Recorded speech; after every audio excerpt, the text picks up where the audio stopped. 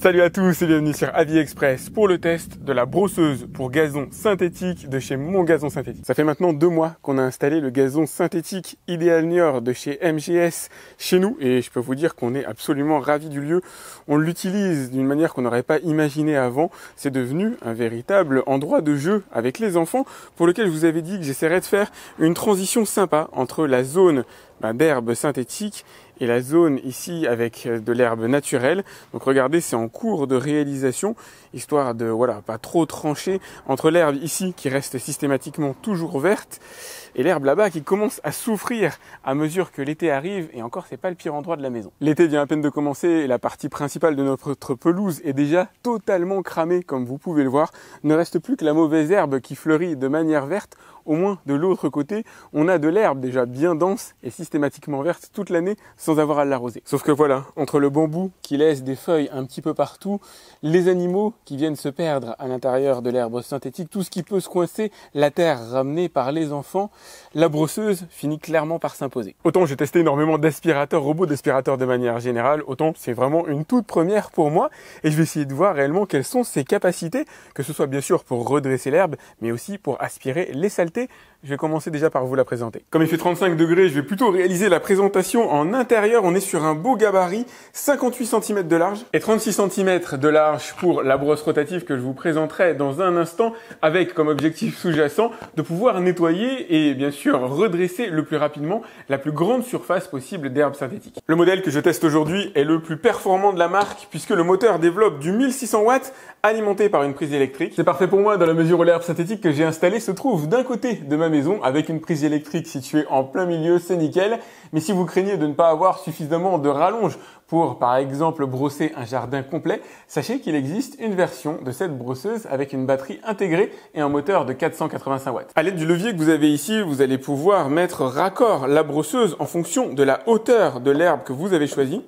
Je vous montre la vue du dessous, voilà, ça y est, j'ai la brosse qui va rentrer en contact avec l'herbe. Et puis après, si vous avez une certaine profondeur, jusqu'à 50 mm, vous allez pouvoir faire en sorte que la brosse aille réellement en profondeur des fibres. Le concept fait clairement penser à une tondeuse électrique avec laquelle il partage pas mal de points communs, dont notamment le bac récupérateur de saleté situé à l'arrière et d'une capacité de 85 litres.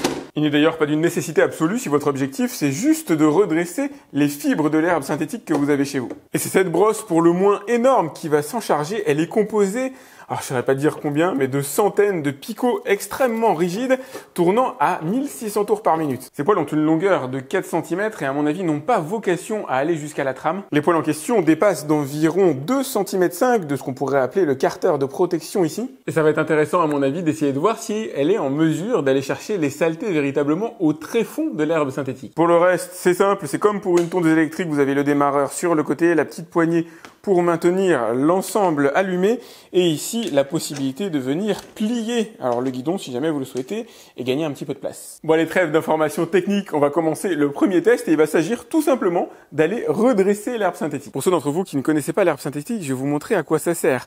L'herbe synthétique à rebrousse-poil donne une teinte assez différente de la tête que vous pouvez avoir. Voilà, si je fais un demi-tour comme ça, on a ici une herbe qui paraît moins naturelle, beaucoup plus brillante. C'est tout simplement parce qu'elle est sensiblement inclinée vers le bas.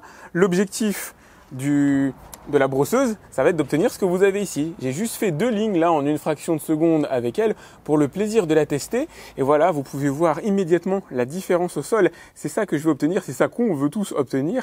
Une herbe qui paraît la plus naturelle possible.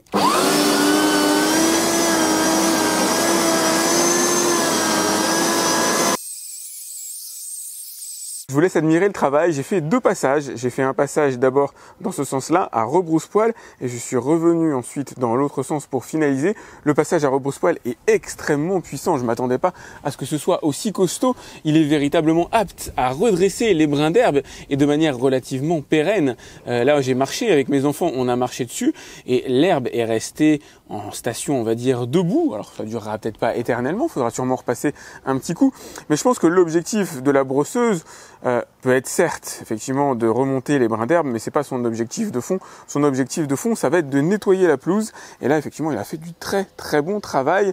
Alors, j'ai fait des tests avant, donc la pelouse était véritablement très sale. Elle est devenue absolument impeccable, si ce n'est sur les bordures, tout simplement parce que, il y a les roues qui permettent pas à la brosse de venir toucher ou de lécher, on va dire, la partie la plus extrême des bordures. Donc je vais retrouver encore un petit peu de feuillage dans ces zones-là. Je vais essayer de vous faire voilà, une petite mise au point. On est vraiment en bordure hein, de la terrasse. Mais sinon, pour le reste, la partie centrale est absolument nickel. Bon allez, on rentre dans le vif du sujet, vous allez voir, j'ai préparé un terrain de jeu assez costaud pour la brosseuse. On va commencer par des racines séchées qui simuleront un petit peu les différents éléments pouvant tomber des arbres ou éventuellement échouer sur une pelouse, un petit peu comme ici les branches de sapin. Alors c'est du sapin de Noël, hein. Me demandez pas pourquoi j'ai encore mon sapin de Noël alors qu'on est au mois de juillet. Là, c'est ce qui va probablement être le plus chaud. Des copeaux de bois fraîchement réalisé, c'est chaud parce que même les aspirateurs balais les plus performants aujourd'hui galèrent sur ce genre de choses parce que ça s'agrippe, c'est tellement coupant d'une certaine manière que ça s'agrippe au sol, ça s'agrippe un peu partout. Je serais assez étonné qu'ils parviennent à tout déloger. Là, on a du frais, pour le coup une mauvaise herbe que j'ai déracinée. Ici pour illustrer, alors j'avais pas de pomme de pin, j'ai pris du bois combustible, vous allez voir, il y en a d'autres. Costaud aussi, j'ai hâte de voir si ça fonctionne. Des cailloux, alors de différentes tailles. Là j'ai des cailloux, je dirais qu'ils font à peu près 2 cm de long. Et ici j'en ai des beaucoup plus petits, qui correspondent plus à un gravier d'environ 5 mm. J'ai mis de la terre aussi, par curiosité. Alors je sais pas si vous avez souvent de la terre sur votre herbe synthétique, mais on sait jamais. Et puis enfin, comme ça, pour illustrer, pour le plaisir, des petits granulés de bois. Allez, je vous propose de commencer softement par les racines et j'ai laissé la brosseuse dans la position la plus haute.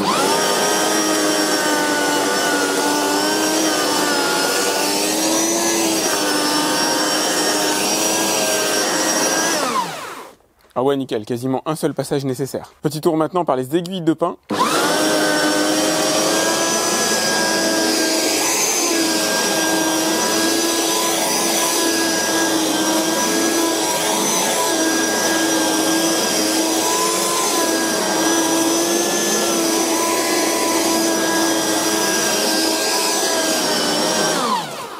Apprécier le résultat par vous-même et pourtant j'ai vraiment pas forcé, hein.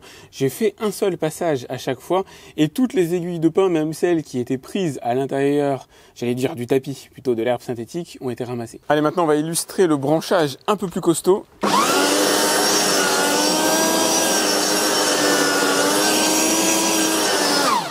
Voilà, nickel, trop facile. Trop facile, c'est pas drôle. Là on va essayer les copeaux de bois en un seul passage au début pour voir ce que ça donne.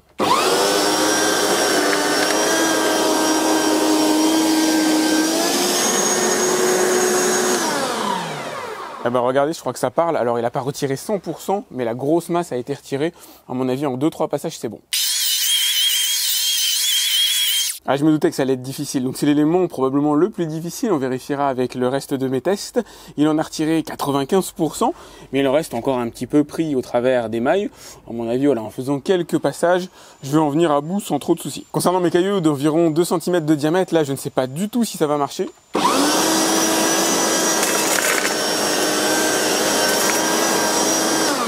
Nickel, un seul passage. Allez, pour changer un peu de bois, dont le plus gros fait environ la taille d'une pomme de pin. Ah.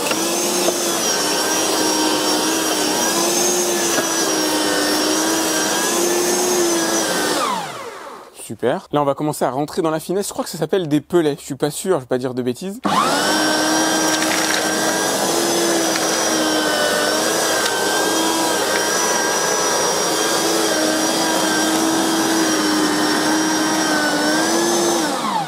Impeccable, il n'en reste plus aucun à l'intérieur de l'herbe synthétique. Là, on va s'attaquer à la terre. Et ça pourrait bien être chaud parce qu'il ne s'agit pas d'un aspirateur, il s'agit d'une brosseuse. Elle n'a pas de capacité aspirante et de la terre, à mon avis, ça va être tendu.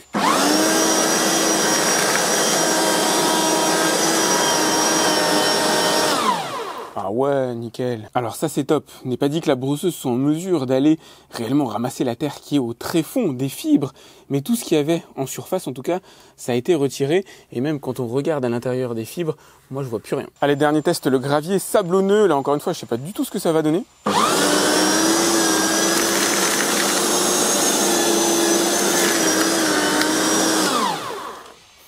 Alors là, visiblement, il va falloir faire plus d'un passage. En un aller-retour, il en a enlevé, on va dire, 90%. Il en reste encore quelques-uns au travers, voilà, visibles au travers des fibres. C'était véritablement du gravier sablonneux.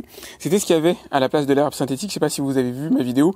Je vous invite à aller la voir. D'ailleurs, hein, je vous mets le lien directement dans la description de la vidéo, pour aller voir à quoi ressemblait cette zone-là avant que je mette de l'herbe synthétique dessus. Et regardez le réservoir. Ça, c'est la masse de tout ce que je lui ai demandé d'avaler à l'intérieur du test que vous venez de voir. Ah, c'est un sacré engin, pour tout vous dire, je m'attendais pas du tout à un tel niveau de puissance et surtout une capacité de ramassage des divers objets que j'ai pu lui mettre au niveau de la pelouse, ce qui est essentiel, parce que moi j'ai un terrain qui est relativement soft, j'ai pas d'arbres, j'ai pas de véritable source, à dire de pollution d'une certaine manière, qui viennent se greffer à l'herbe synthétique, si ce n'est quelques petites feuilles d'arbres par-ci par-là. Le terrain reste globalement soft, mais je l'ai testé avec des matériaux quand même assez difficiles à enlever, sachant que c'est la pelouse sur laquelle nous on vit, en partie en tout cas, on joue pas mal dessus, donc j'avais quand même pour objectif de bien la nettoyer au final, et elle s'en est vraiment très bien sortie, avec un gros niveau de puissance avec elle capable de redresser aussi l'herbe, puisque c'était mon objectif premier, éviter d'avoir à le faire à la main au balai. Ça se justifie en tout cas clairement si vous avez un terrain relativement grand avec pas mal d'arbres autour, ou en tout cas d'objets qui viennent se mettre directement sur la pelouse. C'est franchement fondamental, c'est essentiel. C'est pas quelque chose qu'on peut faire à la main sauf à y passer une vie.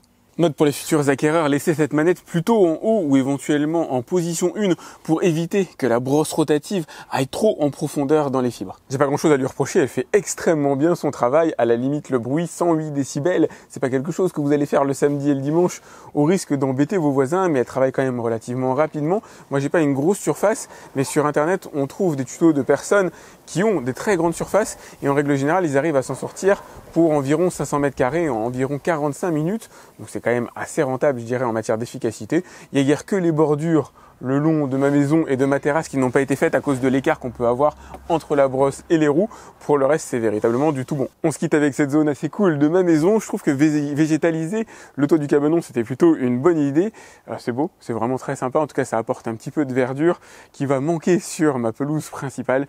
N'hésitez pas à liker cette vidéo, c'est important pour moi. Comme d'habitude, je vous ai mis le lien pour aller voir le tarif de la brosseuse directement dans la description de cette vidéo. Si vous aussi, vous avez déjà réalisé des installations en herbe synthétique ou trouvé des idées d'utilisation un peu originales, n'hésitez pas à m'en faire part directement dans les commentaires de la vidéo YouTube. Si vous avez des photos, c'est encore mieux, vous trouverez mon adresse email directement sur la page d'accueil de ma chaîne YouTube. En attendant, pensez à vous abonner à ma chaîne et moi je vous dis à très vite pour un autre test sur AviExpress. Salut!